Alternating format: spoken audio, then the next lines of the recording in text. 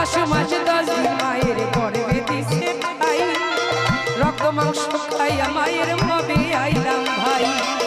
ভূমিষ্ঠ হইয়া আমি উঠিলাম কান্দিয়া, শান্ত করিল মায়ের বুকের সুধা দিয়া।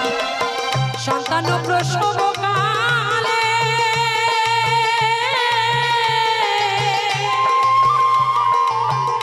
মায়ের বুক ভেসে যায় নয়ন জলে গো,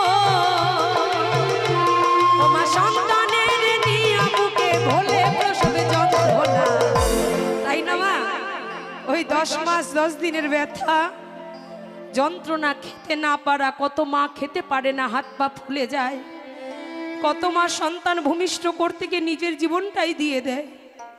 কিন্তু যারা বেঁচে থাকে, যখন সন্তানের ওই মুখটা দেখে সকল বেদনা ভুলে যায়।